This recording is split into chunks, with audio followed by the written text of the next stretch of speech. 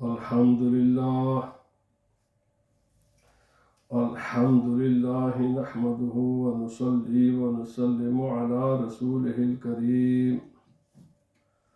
أما بعد فأعوذ بالله من الشيطان الرجيم. بسم الله الرحمن الرحيم.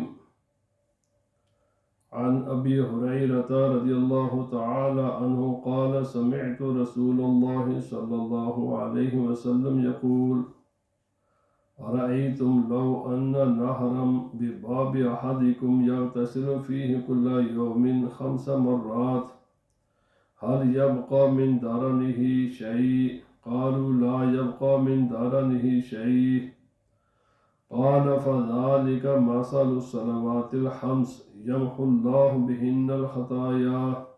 متفق عليه. صدق النبي الكريم. إن الله وملائكته يصلون على النبي يا أيها الذين آمنوا صلوا عليه وسلموا تسليما. اللهم صل على سيدنا ومولانا محمد وعلى آله وأصحابه سيدنا ومولانا محمد مبارك وسلم عليه. الصلاة والسلام عليك يا سيدي يا رسول الله وعلى آلك وأصحابك يا سيدي يا حبیب اللہ. اللہ رب العزت جل وعلا کی حمد و ثنا اور نبی اکرم رحمت مجسم صلی اللہ علیہ وسلم کے دربار مہربان میں حدیث الاسلام عرض کرنے کے بعد آج کا عنوان گفتگو ہے ترغیب فی الصلوات الخمس والمحافظت علیہ والایمان بوجوبها. پانچوں نمازوں کی پابندی کرنا، ادا کرنا، اس کی ترغیب اور اس بات پر ایمان لانا ہے کہ نماز کی ادائیگی فرض ہے. تو آج کا اسی عنوان پر اور پھر آگے باقی جو نماز ہی سے متعلقہ مسائل ہیں انہی عنوانات پر آج کی گفتگو ہے. حضرت ابو ہریرہ رضی اللہ تعالی عنہ یہ رسول خدا صلی اللہ علیہ وسلم سے روایت کرتے ہیں کہ میں نے اللہ کے پیارے محبوب صلی اللہ علیہ وسلم کو فرماتے ہوئے سنا. آپ نے فرمایا کہ أَرَأَيْتُمْ لَوْ أَنَّ نَهْرًا بِبَابِ أَحَدِكُمْ يَغْتَسِلُ فِيهِ كُلَّ يَوْمٍ 5 مرات. کیا تم دیکھتے ہو، میں نے تمہاری رائے کیا ہے، تمہارا خیال کیا ہے، تم کیا سمجھتے ہو، اگر تم میں سے کسی کے دروازے پر ایک نہر بہہ رہی ہو اور وہ آدمی اس نہر میں 5 مرتبہ نہائے، غسل کرے، اپنی باڈی کو واش کرے. مقصد یہ ہے کہ دور جانا بھی نہیں پڑتا، بالکل دروازے کے اوپر نہر ہے، پانی بھی بڑا صاف ستھرا اجلا پانی ہے، اور یہ انسان اپنی باڈی کو ایسے صاف ستھرا پانی سے 5 مرتبہ نہلاتا ہے، غسل کرتا ہے. تو فرمایا کہ حل یبقی من دارنہ شیء، کیا میل کچیل کا کوئی ذرہ اس کے جسم پر رہ جائے گا؟ قالوا لا یبقی من دارنہ شیء. صحابہ کرام نے عرض کیا کہ یا رسول اللہ صلی اللہ علیہ وسلم کہ اس کے جسم پر میل کچل کا کوئی قطرہ، کوئی جز باقی نہیں رہے گی. تو نبی پاک صلی اللہ علیہ وسلم نے فرمایا بس یہی مثال ہے 5 نمازوں کی. اسی طرح جو آدمی 5 نمازیں ادا کرتا ہے اللہ تعالیٰ اس کی خطائیں، اس کی غلطیاں، اس کے گناہ ایسے ہی معاف فرما دیتا ہے، واش آؤٹ کر دیتا ہے جیسے پانی میل کچیل کو واش آؤٹ کرتا ہے. تو رسول اللہ صلی اللہ علیہ وسلم نے ایک وہ چیز جو ہمیں نظر آتی ہے، ہمارے حواس میں آتی ہے، اس کے ساتھ نماز کو تشبیہ دے کر مسئلے کو بالکل واضح کر دیا کہ نماز سے انسان کی غلطیاں خطائیں معاف ہوتی ہیں. دوسری حدیث پاک ہے حضرت ابو ہریرہ رضی اللہ تعالی عنہ ہی اس کے راوی ہیں، اور امام مسلم نے اس کو اپنی صحیح میں نقل کیا، باقی ائمہ محدثین نے بھی اپنے اپنے کتب میں اس کو نقل کیا ہے۔ آپ کہتے ہیں کہ رسول اللہ صلی اللہ علیہ وسلم نے فرمایا الصلوات الخمس والجمعۃ الی الجمعۃ کفارۃ لما بینہن ما لم تغش الکبائر۔ فرمایا ایک 5 نمازیں اور ایک جمعے سے لے کر دوسرے جمعے کے درمیان، یعنی ہر نماز کے درمیان 5 نمازوں کے درمیان اور ایک جمعے سے لے کر دوسرے جمعے کے درمیان میں جو بھی انسان سے غلطیاں کی ہوتی ہیں، گناہ ہو جاتے ہیں، خطائیں ہو جاتی ہیں، اللہ تعالیٰ کی نافرمانیاں ہو جاتی ہیں، کبھی دانستہ ہو جاتی ہیں، کبھی نادانستہ ہو جاتی ہیں، تو ان نمازوں کی وجہ سے، اس جمعے کی وجہ سے اللہ تعالیٰ ان غلطیوں کو اللہ تعالیٰ معاف فرماتا رہتا ہے۔ لیکن گناہوں کے معافی اور یہ تمام معاملات میں ہے، جہاں بھی احادیث میں اور قرآن مقدس میں گناہوں کی معافی کا وعدہ کیا گیا ہے، اس میں ایک شرط ہے جو نبی پاک صلی اللہ علیہ وسلم نے بھی یہاں بیان فرمائی ہے۔ فرمایا جب تاکہ گناہ کبیرہ اس انسان کو دھوکے میں نہ ڈالے، یعنی کبیرہ گناہوں سے بچنا ہے۔ جو معاف ہوتے ہیں یہ صغیرہ گناہ معاف ہوتے ہیں، مثلا قتل کرنا، جادو کرنا، شرک کرنا، زنا، چوری، شراب نوشی، اس قسم کے جو کبیرہ گناہ ہیں وہ بغیر توبہ کے معاف نہیں ہوتے۔ جو صغیرہ گناہ ہیں وہ اللہ تعالیٰ ان اعمال کی برکت سے بغیر توبہ کے بھی معاف فرما دیتا ہے۔ اگر خدا نہ خواستہ کسی انسان نے کوئی کبیرہ گناہ اس سے سرزد ہو گیا تو اس کو جلد از جلد توبہ کر لینی چاہیے، کیونکہ کبیرہ گناہ بغیر توبہ کے معاف نہیں ہوتے، ان کے لیے توبہ کی ضرورت ہے۔ حضرت انس رضی اللہ تعالیٰ عنہ کہتے ہیں کہ رسول اللہ صلی اللہ علیہ وسلم نے فرمایا اِنَّ لِلَّهِ مَلَكًا يُنَادِي عِنْدَ كُلِّ صَلَاةٍ يَا بَنِي آدَمَ قُومُوا إِلَى نِيرَانِكُمْ الَّتِي أَوْقَدْتُمُوهَا فَادْفَعُوهَا بِالصَّلَاةِ۔ رسول اللہ صلی اللہ علیہ وسلم نے فرمایا کہ اللہ تعالیٰ نے بعض فرشتے ہیں جن کی یہ ڈیوٹی ہے کہ ہر نماز کے وقت وہ فرشتے بندے کو پکارتے ہیں، اس کو ندا دیتے ہیں، فرماتے ہیں اے آدم کے بیٹے، تو نے اپنے لیے جہنم کی آگ جلائی ہے۔ کیسے؟ گناہ کر کے، اللہ تعالیٰ کی نافرمانی کر کے۔ فرما اس آگ کو بجھا، اور یہ جہنم کی آگ جو تو نے اپنے لیے جلائی ہے یہ کیسے بجھے گی؟ فرمایا بالصلاۃ، نماز پڑھ۔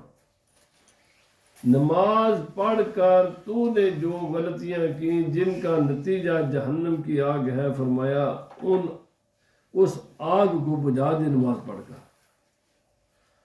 اور حضرت عمر بن مرہ الجہنی رضی اللہ تعالیٰ عنہ آپ کہتے ہیں کہ جاء رجل الی النبی صلی اللہ علیہ وسلم فقال یا رسول اللہ صلی اللہ علیہ وسلم ارأیت ان شہدت ان لا الہ الا اللہ وانک رسول اللہ وصلیت الصلوات الخمس وادیت الزکاة وصمت رمضان وقمته فممن انا؟ قال من الصدیقین والشہداء۔ ایک آدمی رسول اللہ صلی اللہ علیہ وسلم کے پاس آیا اور آ کر عرض کیا کہ یا رسول اللہ صلی اللہ علیہ وسلم، اس بارے میں آپ کیا فرماتے ہیں کہ اگر میں لا الہ الا اللہ یعنی کلمہ شہادت پڑھوں، گواہی دوں آپ اللہ کے رسول ہیں، اللہ وحدہ لا شریک ہے، اور 5 نمازیں بھی ادا کروں، زکوٰۃ بھی ادا کروں، اور رمضان کا روزہ بھی رکھوں، تو یہ ساری چیزیں، یعنی اگر حج فرض ہے تو اس میں حج بھی میں ادا کروں، یہاں تو اگر حج کا ذکر نہیں لیکن وہ بھی اسی میں آتا ہے، تو فرمائے پھر میں کن لوگوں میں سے ہوں گا؟ تو نبی پاک صلی اللہ علیہ وسلم فرمایا من الصدیقین والشہداء، صحیح حدیث پاک ہے، ابن حبان اور ابن خزیمہ نے اس کو روایت کیا، فرمایا نبی پاک صلی اللہ علیہ وسلم فرمایا پھر تو شہیدوں میں سے اور صدیقین میں سے ہوگا۔ اور من مات علی ھذا کان من الصدیقین والشہداء، ایک روایت میں یہ ہے کہ نبی پاک صلی اللہ علیہ وسلم فرمایا یہ صرف تیرا مسئلہ نہیں ہے، ہر اس انسان کا مسئلہ ہے، ہر میرے وہ غلام ہے جس کی بھی موت اس کام پر ہے، کلمہ شہادت دل و جان سے پڑھے بھی، مانے بھی، نمازیں ادا کرے، زکوٰۃ دے، روزے رکھے، حج اگر ہے تو پھر حج ادا کرے، تو فرمایا جس کی بھی موت اس حال میں آئے گی نا، بشرطے کہ کبیرہ گناہوں سے بچتا رہے، فرمایا وہ صدیقین و شہداء میں شامل ہوگا، اعلیٰ مرتبے جنت میں سے نصیب ہوں گے۔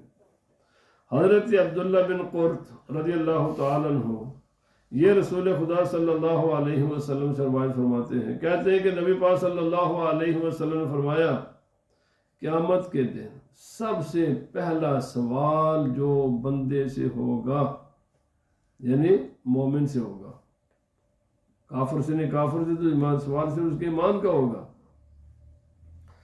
فَإِن صَلَحَتْ صَلَحَ سَائِرُ عَمَلِهِ وَإِن فَسَدَتْ فَسَدَ سَائِرُ عَمَلِهِ، فرمایا سب سے پہلا جو سوال ہوگا بندے سے وہ ہوگا نماز کے بارے میں۔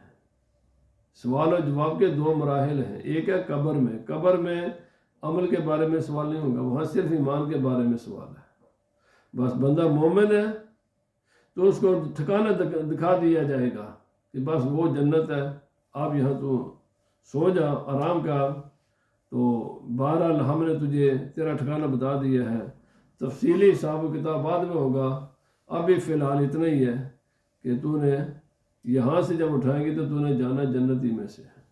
اور اگر آدمی کا خاتمہ معاذ اللہ معاف فرمائے کفر پر ہوا تو اس کو بھی جہنم دکھا دی جاتی ہے اور بتا دیا جاتا ہے ابھی نہیں پر تیرا ٹھکانہ ابدی ہے وہی ہے۔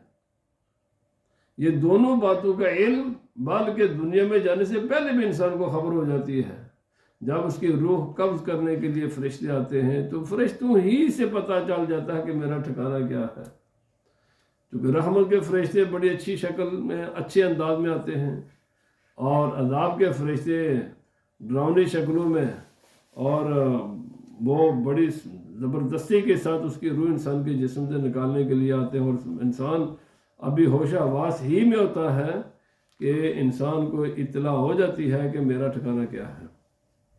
ہاں لیکن بہرحال یہاں تو ابھی ایسے ہی ہے نا، دیکھ لیا، لیکن مرنے کے بعد باقاعدہ اس کو جنت کی زیارت کرائی جاتی ہے اور باقاعدہ جہنم اس کو دکھائی جاتی ہے، دونوں ہی، ہر ایک کو دونوں سائڈیں دکھائی جاتی ہیں، مومن کو جنت بھی دکھائی جاتی ہے، جہنم بھی دکھائی جاتی ہے، اور کہا جاتا ہے کہ اگر تو حساب و کتاب میں یہ جواب نہ دیتا تو پھر تیرا ٹھکانہ یہ ہوتا، لیکن چونکہ تو کامیاب ہو گیا لہذا تیرا ٹھکانہ یہ ہے۔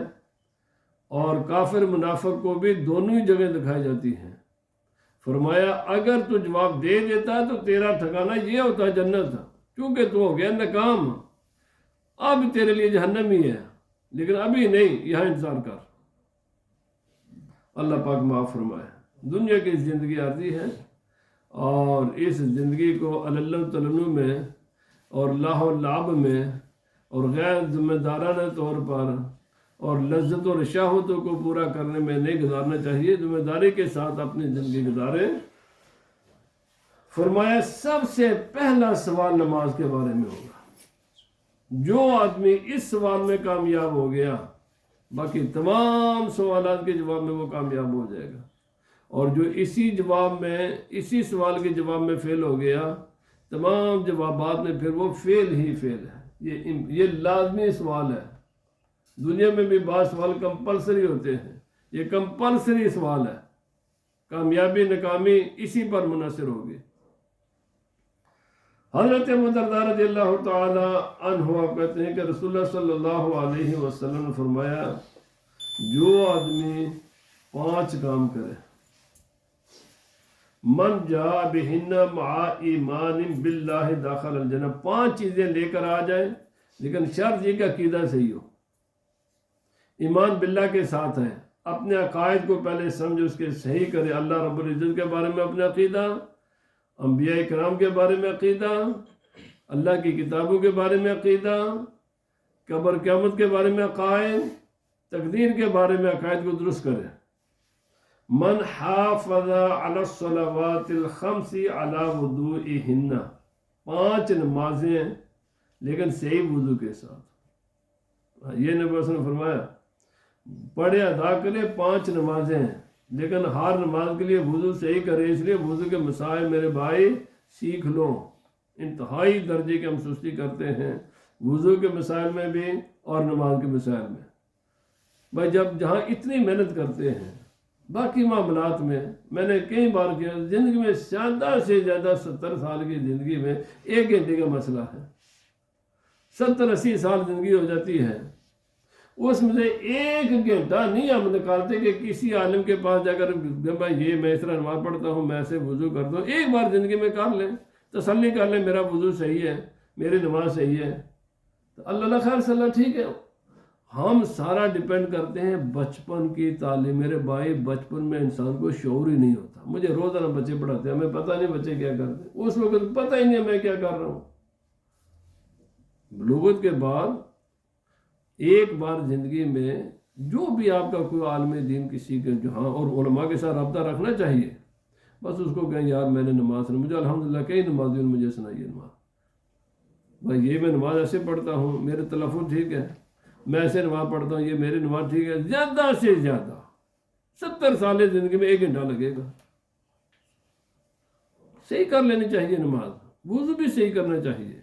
کتنا میں دیکھتا ہوں لوگ، میں نے یقین میں پہلے میں کئی بار کا میں نے لوگوں کو دیکھنا ہی چھوڑ دیا، دیکھیں گے نہ بتائیں تو پھر خود مجرم، بتائیں تو لوگوں کی ناک چڑھ جاتی ہے، وہ جی میرے بال سفید ہو گئے تو آج آپ میرے وضو کی غلطی نکال رہے ہیں، تو کس کس کے ساتھ لڑائی کریں، کس کس کو ناراض کریں، جس کو بھی سیدھا راستہ دکھاتے ہیں غصے میں ہو جاتے ہیں۔ بھائی اس لیے بہتر ہے کہ نہ کسی کو دیکھو نہ کسی کو بتاؤ، وہ آدمی اپنے عمل کا خود ہی ذمہ دار بنے۔ ہاں یہ میں کہہ رہا ہوں ہر آدمی کو ایک بار کم از کم زندگی میں چیک کرا لینی چاہیے، اپنی نمازیں بھی، زکاتیں بھی، حج وغیرہ سارے میں کوئی سے بڑا مسئلہ نہیں ہے۔ دین پر چلنا اور جس تعلیم کو جو نجات کے لیے جو تعلیم ضروری ہے وہ کوئی لمبی چوڑی نہیں ہے، تھوڑی سی ہے، بس اگر ایک بار کر لے، یعنی یہ نہ کرو بس ہم نے 4-5 باتیں بتائی ہیں، بس یہ کرو نجات نجات ہے، بس ان کو لیکن کرو صحیح، کرو یہ صحیح کام۔ وَرَكُوعِهِنَّ وَسُجُودِهِنَّ، رکوع بھی صحیح کرے، وضو بھی صحیح کرے، رکوع بھی صحیح کرے، سجدہ بھی صحیح کرے، وَمَوَاقِيتِهِنَّ، اور ٹائم ٹیبل کا بھی پتہ ہو، کتنے ادھر زوال کا ٹائم ہوتا ہے، حالانکہ اس کو نماز سجدہ کرنی حرام ہے، نماز تو دور کے باتیں، سیدھا تلاوت بھی نہیں کر سکتے، ہم نماز پڑھنا شروع کر دیتے ہیں۔ بھائی یہ تو پتہ ہونا چاہیے نا، آج کل تو اور زیادہ آسانی ہو گئی ہے، یہاں لکھا بھی ہوتا ہے، ہمارے ٹائم ٹیبل کے اوپر بھی لکھا ہوتا ہے زوال کا ٹائم کب شروع ہوگا کب ختم ہوگا، اس شروع سے لے کر اختتام تک کوئی نماز نہیں آپ پڑھ سکتے، تو بس اتنا تکلف تھوڑا سا اتنا دیکھ لیا کرے نا کہ یہ زوال کا ٹائم شروع کب ہوا ہے، ختم کب ہوگا۔ اسی طرح سورج غروب ہونے سے پہلے 20 منٹ پہلے نماز کا مکروہ ٹائم شروع ہو جاتا ہے، دیکھنا ہے سورج کس وقت غروب ہو رہا ہے تو اس سے پہلے عصر کی نماز پڑھ لیں، سورج طلوع ہونے کے بعد بھی نماز نہیں ہو سکتے، تو جو مکروہ ٹائم ہے نا تو ان کا خیال رکھنا چاہیے۔ تو نبی پاک صلی اللہ علیہ وسلم نے فرمایا وَصَامَ رمضان، رمضان کے روزے صحیح رکھا، الحمدللہ رمضان آ رہا ہے، اس کے مسائل بھی سیکھنے شروع کر دو۔ وَآتَ الزَّكَاةَ عَمْ مَالِهِ طَيِّبَةً بِهَا نَفْسُهُ، مال کی زکوٰۃ ادا کرے لیکن خوش دلی کے ساتھ. جب ادا کرے تو دل پر بوجھ نہیں، یا کیا جی میں ٹیکس دینے لگا، کیا مصیبت ہے، کیا کہ نہیں. فرمایا جب تم مال کی زکوٰۃ ادا کرو تو تیرا دل خوش ہونا چاہیے، خوش دلی کے ساتھ ہیپیلی زکوٰۃ اپنے مال کی ادا کرو. وحج البیت ان استطاع الیہ سبیلا، اور اگر تو مکہ معظمہ تک پہنچ سکتا ہے تو پھر حج بھی ادا کر. اگر پہنچ سکتا تو پہنچ، نہیں پہنچ سکتا تو پھر معاف ہے، پھر تو حج فرض ہی نہیں ہے. حج صرف اس انسان پر فرض ہے جو وہاں پہنچنے کے. لیکن یہ مسئلہ یاد رکھ لیں، اس حج کو ادا جلدی کریں. جب ایک مرتبہ زندگی میں فرض ہو گیا، یہ فرضیت بعد میں حالات بدلنے سے فرضیت ساقط نہیں ہوتی. اچھا اسی ہفتے میں مجھے ایک آدمی کہنا جی ہوں تو 10,000 کا حج ہو گیا، تو میں جدو میں پہلا حج کیا تھا 900 پاؤنڈ کا کیا سے. اب جس وقت اگر کسی انسان نے اس زمانے میں حج 900 پاؤنڈ میں جب حج فرض ہوا تھا نا، آج نہیں ہے 10,000 روپے کو اس کو قرض لے کر بھی یہ 10,000 والا حج بھی ادا کرنا پڑے گا. کیونکہ مسئلہ حج کا یہ ہے، جب ایک مرتبہ زندگی میں فرض ہو جائے تو اس کے بعد حالات بدلنے سے اس کی فرضیت ریموو نہیں ہوتی، یہ فرضیت اس کے ساتھ لگی رہتی ہے. جب تجھ پر حج فرض ہوا تھا تو پھر ادا کرتا نا اس وقت. تو اس وقت اگر تو نے ادا نہیں کیا تو اب قرضہ لے، جیسے بھی پہنچ سکتا ہے پھر کر. اس لیے نوجوان طبقہ خاص خصوصاً، میں نے ابھی عرض کیا، میں نے جب پہلی مرتبہ حج کیا نا جی تو 900 پاؤنڈ میں کیا، تو پھر اس کے اندر گفٹ وغیرہ بھی شامل تھے سارے. اور آج کیا ہے 7، 8، 10,000. تو بھائی حالات بدل جاتے ہیں. حج اگر کسی پر فرض ہے اور ایک بار ہو گیا فرض تو پھر آپ کے حالات چینج ہونے سے آپ کی یہ فرضیت آپ سے ریموو نہیں ہوگی. اس کو جلد از جلد ادا کر لیں. وَأَدَّ الْأَمَانَةَ، اور امانت ادا کرے. نبی پاک صلی اللہ علیہ وسلم سے صحابہ کرام نے عرض کیا، یا رسول اللہ صلی اللہ علیہ وسلم امانت سے کیا مراد ہے؟ تو نبی پاک صلی اللہ علیہ وسلم نے فرمایا امانت سے مراد ہے غسل جنابت. یہ ہے ہر بالغ مرد، ہر بالغ عورت، اس کو کبھی نہ کبھی غسل جنابت اس پر فرض ہوتا ہے. شادی شدہ پر تو ویسے ہی بہت زیادہ ہوتا ہے، لیکن جو غیر شادی شدہ ہیں ان پر بھی غسل جنابت فرض ہوتا ہے. تو اس لیے ایک تو یہ بات ہے جی کہ یہ سب ہر مسلمان مرد ہو یا عورت ہو اس کو سیکھنا چاہیے کہ غسل جنابت کیا ہے. بس آسان سی بات ہے، جب ڈسچارج ہو نا آپ خواب میں یا ویسے میاں بیوی کے اعتبار یا کسی بھی اعتبار سے، تو پھر غسل فرض ہوتا ہے. اور جب تک آپ غسل نہیں کریں گے آپ نماز نہیں پڑھ سکتے. آپ قرآن پاک نہ زبانی پڑھ سکتے، نہ ہاتھ لگا سکتے ہیں، نہ مسجد میں آ سکتے ہیں. اور اس گھر میں جہاں جنبی ہوتا ہے جب تک یہ غسل نہیں کرتا رحمت کے فرشتے بھی اس گھر میں داخل نہیں ہوتے. بعض نوجوان اپنے ماں باپ سے شرم کو جائیں گے، او بھائی کیا شرم ہے، یہ ایک نیچرل چیز ہے، اگر ہو گیا ہے تیرے ساتھ یہ معاملہ تو جا صبح اٹھ کر پہلے غسل کر پھر نماز ادا کر. اور ماں باپ کا بھی فرض ہے کہ اپنے بالغ بچوں کو اور بچیوں کو بتائیں کہ بیٹا اب تیری عمر 10-11 سال ہو گئی ہے، اب تیرے ساتھ یہ کچھ معاملات ہوں گے، اور جب یہ ہو جائے تو تو نے ہم سے شرمانا نہیں ہے. یہ آتا صاحب بیٹھے ہم تو ہر ہفتے یہ مسائل پڑھاتے ہیں اور کلیئر پڑھاتے ہیں، اور پڑھانا بھی کلیئر. جہاں شرم نہیں کرنی چاہیے وہاں ہم شرم کرتے ہیں، اور جہاں شرم کرنی چاہیے وہاں ہم نہیں کرتے. میرے بھائی یہ مسائل بتائیں، کسی کا کوئی مسئلہ ہے تو ہمارے پاس ہے، ہم آپ کو انشاءاللہ سارے مسائل بتائیں گے. نبی پاک صلی اللہ علیہ وسلم نے فرمایا ان اللہ لم یامن ابن آدم علی شیء من دینہ غیرہا. یہ دین کی باتیں ہیں، اس کے علاوہ اللہ رب العزت بندے سے بڑے بڑے سوال نہیں کرے گا. وہ امن میں ہے، اللہ کے عذاب سے امن میں. جب یہ کام کرے جو میں نے ابھی عرض کیے، غسل جنابت بھی کرے اور یہ جو 5 دین کے فرائض ہیں ان کو بھی ادا کرے. باقی چیزیں یہ انشاءاللہ العزیز اللہ تعالیٰ پھر یہ مقصد یہ بڑے بڑے دین کے اصول ہیں، یہ پرنسپل ہیں دین کے. حضرت ابن عمر رضی اللہ تعالیٰ عنہ کہتے ہیں نبی پاک صلی اللہ علیہ وسلم فرمایا لا ایمان لمن لا امانت لہ. اور امانت کا ایک معنی یہ ہے نا، دوسرا معنی یہ بھی ہے آپ کے یہ جتنے بھی اللہ رب العزت نے آپ پر چیزیں ضروری کی ہیں ان کو ادا کرنا بھی امانت ہے. اسی طرح آپ کی اپنی ڈیوٹی کو صحیح ادا کرنا یہ بھی امانت ہے. کوئی چیز آپ کے پاس کسی نے کوئی چیز رکھی ہے تو اس کو ادا کرنا یہ بھی امانت ہے. تو نبی نے فرمایا جس انسان میں امانت نہیں ہے اس میں ایمان ہی نہیں ہے. وَلَا صَلَاةَ لِمَن لَا طَهُورَ لَهُ. جو انسان جس کا وضو اور غسل سے نہیں ہے پھر اس کی نماز بھی نہیں ہے. اس لیے غسل کے مثال بھی سیکھیں، وضو کے مثال بھی سیکھیں، کیونکہ بغیر ایک بال حدیث پاک میں آتا ہے ایک بال کا آخری کنارہ بھی اگر خشک رہا نا، اب جب آپ پر غسل کیا ہو گیا فرض، سارا ہی جسم آپ نے واش کر لیا، بال ایک آخری کنارہ خشک رہ گیا، اسٹل آپ حالت جنابت میں ہے. یہ جو نیل کا پالش اور کیا کچھ لگا کر اور پتہ نہیں کیا کیا ہم کرتے ہیں، یہ بھائی اسے وضو غسل نہیں ہوتا. ایک بال کا آخری کنارہ بھی جب خشک رہے گا تو غسل تب بھی نہیں ہے، پھر دوبارہ کرنا پڑتا ہے آپ کو جب اس کو دھو لو.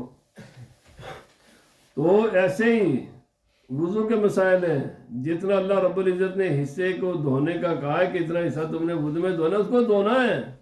دھونے کا منع چوپڑنا نہیں ہے، پانی بہانا ہے. اس کے ڈیفینیشن ہیں، قطرات ہیں، پانی کے قطرات وہاں سے گزریں. چوپڑنے سے وضو نہیں ہوتا، پانی کا بہانا ضروری ہوتا ہے. وَلَا دِينَ لِمَن لَا صَلَاةَ لَهُ. جو آدمی نماز نہیں پڑھتا اس کا کوئی دین نہیں ہے، وہ بے دین انسان ہے. انما موضع الصلاة من الدین کا موضع الراس من الجسد. نبی پاک صلی اللہ علیہ وسلم فرمایا دین میں نماز کی وہی حیثیت ہے جو انسان کے جسم میں سر کی ہے. سر اتارے تو باقی باڈی بچتی ہے نہیں بھائی. اسی نے فرمایا نماز چھوڑے تو دین بھی نہیں رہتا. دین نماز کی اہمیت دین میں وہی ہے کہ جو انسانی جسم میں سر کی ہے. آخری حدیث پاک کر کے ختم کرتا ہوں. حضرت عثمان رضی اللہ تعالیٰ عنہ کہتے ہیں کہ من علم ان الصلاۃ حق مکتوب واجب داخل الجنہ. جس آدمی کا یقین بھی ہو ادا بھی کرے 5 نمازیں، یقیناً واجباً وہ جنت میں داخل ہوگا. اور فرمایا حضرت ابو ایوب نے نبی پاک صلی اللہ علیہ وسلم کے پاس ایک آدمی آیا کہ یا رسول اللہ مجھے کوئی ایسا عمل بتائیں کہ بس میں سیدھا جنت جانا چاہتا ہوں. آسان فارمولے نہیں. آج کل خاص کر کے اس زمانے میں تو لوگ ویسے بہت ایز کو چاہتے ہیں. تو نبی پاک صلی اللہ علیہ وسلم میں ایزیلی جنت میں جانے کا یہ فارمولہ ہے. تعبد اللہ، ایک اللہ کی عبادت کرو، ولا تشرک بہ شیئا، اللہ کے ساتھ کسی کو شریک نہ بناؤ. تو قیم الصلاۃ، نماز قائم کر، تو الزکوٰۃ، اور زکوٰۃ ادا کر، وتصل الرحم، رشتہ داروں کے ساتھ اچھا رہے. اب رشتہ داروں کے ساتھ اچھے رہو، بڑا سخت مسئلہ ہے رشتہ داروں کا، اس لیے ان کے حقوق بھی ادا کر رہے ہیں اور آپس میں اچھے نائس بن کر رہے ہیں. یہ جو نفرتیں ہم نے ایک دوسرے کے بارے میں، اور خاص کر کے یہ نہیں کوئی مجبوری ہے جی کریں کیا ہے، کوئی ایسی ایک مصیبت خانہ آیا ہوا ہے. ہر انسان دوسرے سے نفرت کرتا ہے، ہر انسان دوسرے سے نفرت کرتا ہے، برادریوں میں، گھروں میں، بہن بھائیوں میں، اولاد ماں باپ میں، جدھر بھی تو کوئی نفرتیں. اللہ کے بندو اس دل میں نفرت کی جائے محبت کے لیے بھی تو جگہ رکھو نا کچھ. اتنا بڑا پیالہ بنا دیا نفرتوں کا دل کو، اس پیالے میں تھوڑی سی محبت بھی رکھ لو، محبت بھی کرو نا کسی انسان سے. اللہ پاک ہمیں عمل کی توفیق عطا فرمائے. وما علینا الا البلاغ.